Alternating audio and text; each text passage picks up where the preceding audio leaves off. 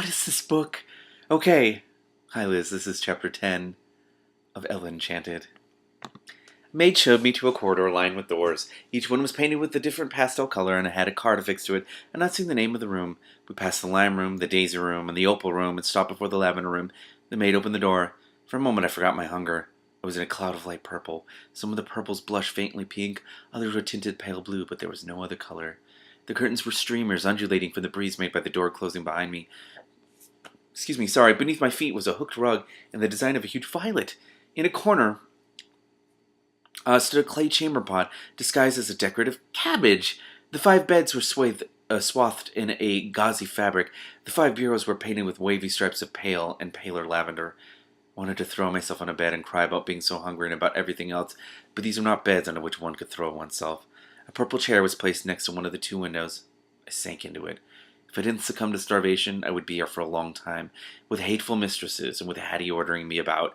I stared out the window at Madame Edith's garden until exhaustion and hunger produced a kind of stupor in me. In a while, I slept. This is so sad.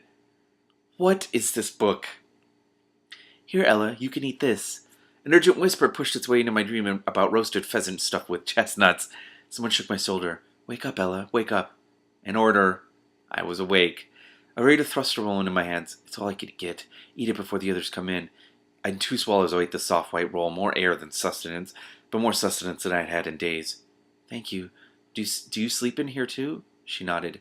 Where? The door opened and 3 maidens entered. Look! Queer ducks flocked together. The speaker was the tallest pupil in the school. She pronounced her L's as Y's, mocking her at his accent. Oh, so she's a racist. Great.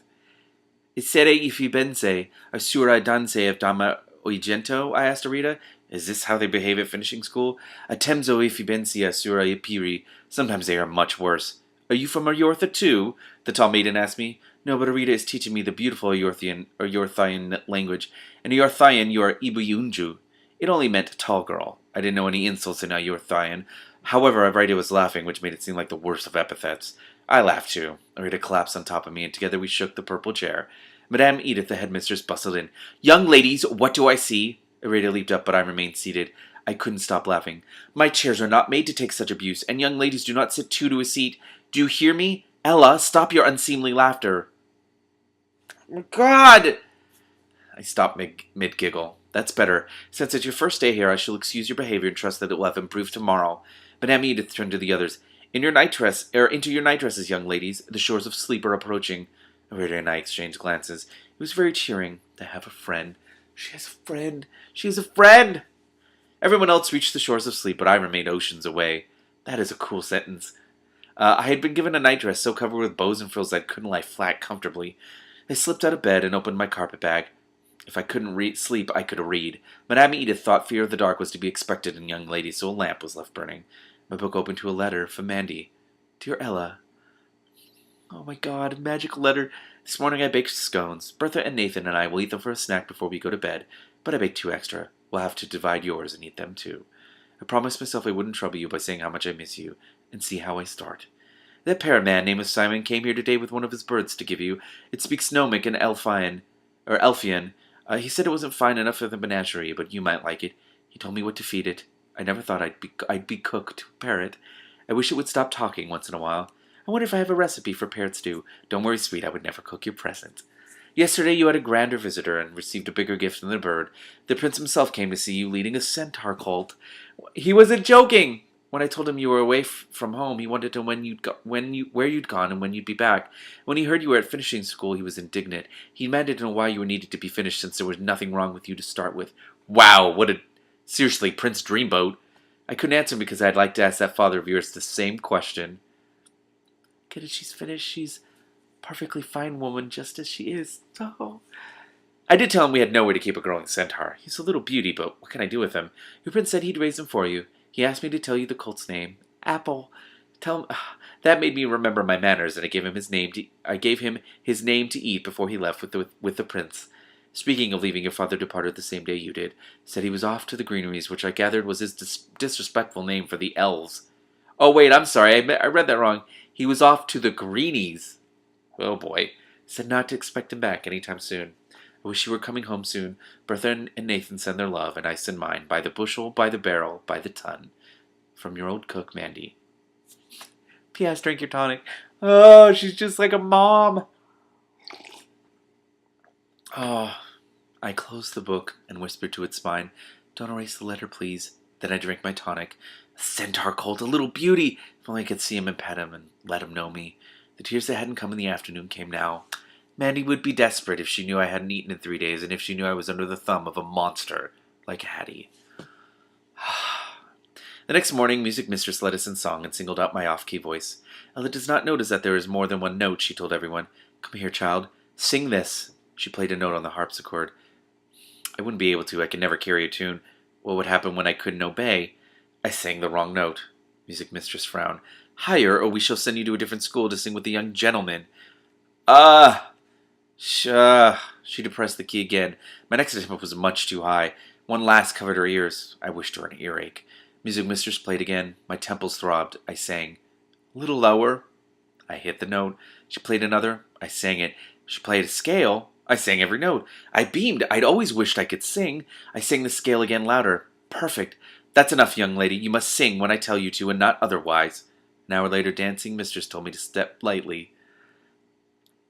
This is interesting. My partner was Julia, the tall maiden who had teased Rita the night before. I pressed on her arms, using her to support my weight so I could step lightly. Stop that! She pulled away.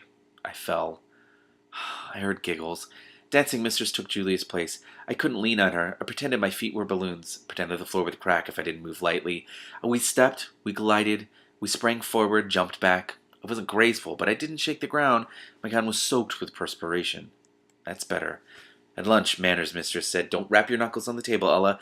The king would be ashamed of you. She frequently invoked King Gerald. Tables were forever safe from me. I love that sentence. Take small stitches, Eleanor, and don't yank the thread. It's not a rain, and you're not a coachman, Sewing Mistress said later in the afternoon. I stabbed myself with a needle, but my stitches shrank. It was the same every day. I dreaded new orders. The curse didn't make me change easily. I had to concentrate every second. In my mind, I repeated my commands in an endless refrain. When I awoke, I instructed myself not to bounce out of bed. Leave the nightdress for the servants to put away. At breakfast, don't blow on my porridge, and don't spit out the lumps.